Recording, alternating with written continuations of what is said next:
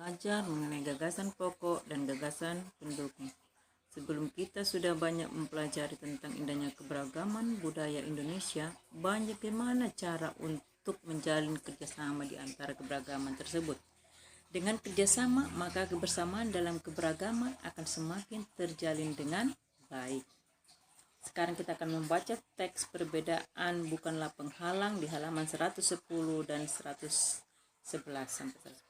Tidak seperti biasa, hari Minggu ini sekolah terlihat ramai. Hari itu semua siswa diminta datang ke sekolah untuk menghias kelas masing-masing. Hari Senin akan diadakan lomba menyambut hari kemerdekaan. Bapak Kepala Sekolah berpesan, tiap kelas harus terlihat unik dengan kreasi anak-anak. Udin dan teman-teman sekelasnya juga datang ke sekolah. Pembagian tugas membuat hiasan telah dilakukan Udin dan teman-teman di hari Jumat yang lalu. Menghias kelas merupakan tanggung jawab bersama. Itu paragraf pertama. Teks dari perbedaan bukanlah penghalang di halaman 110 sampai 111. Sekarang masuk paragraf kedua. Pagi-pagi hampir semua siswa di kelas Udin sudah hadir. Hanya Edo dan Marta yang belum terlihat.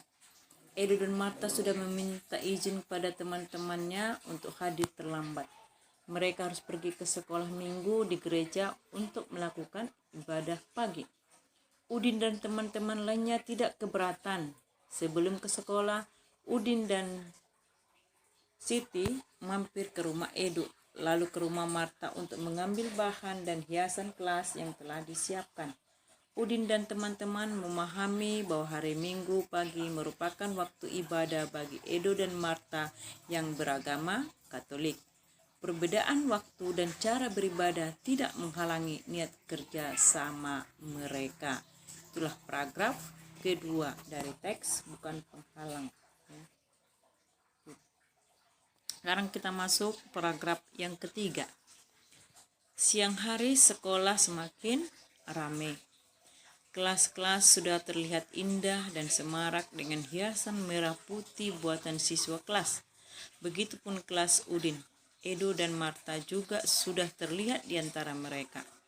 Selesai ibadah pagi di gereja, Edo dan Marta menyusul datang ke sekolah. Senang sekali Udin dan Marta dan teman-temannya berbagi tugas. Ada yang menggunting kertas, ada yang naik ke atas meja untuk menggantungkan lampion kertas. Ada juga yang menghias pintu dengan pita kertas merah putih. Lelah tidak terasa. Ketika tiba waktu sholat zuhur, Udin, Siti, dan serta teman-teman lainnya yang beragama Islam menjalankan ibadahnya. Edo, Marta, Dayu, serta beberapa teman lain yang tidak menjalankan ibadah sholat melanjutkan pekerjaan menghias kelas. Menjelang sore, pekerjaan sudah selesai. Kelas Udin sudah terlihat semarak. Walaupun berbeda-beda, bekerja sama selalu menyenangkan. Perbedaan tidak menjadi penghalang dan untuk bekerja sama. Itulah dia teks tadi. Ya, perbedaan bukan penghalang. Ada 3 paragraf. Nah, sekarang tugas kita adalah mencari gagasan pokok dan gagasan pendukung. Gagasan pokok itu kita peroleh dari kalimat utama. Apa ciri-ciri dari kalimat utama itu? Masih ingat kan? Yaitu mengandung permasalahan yang dapat diuraikan lebih lanjut. Ada permasalahannya. Kemudian dia berupa kalimat lengkap yang dapat berdiri sendiri. Mempunyai arti yang jelas tanpa dihubungkan. Dan tidak menggunakan kata sambung. Nah, sekarang kita lihat paragraf pertama. Yang mana kalimat utamanya?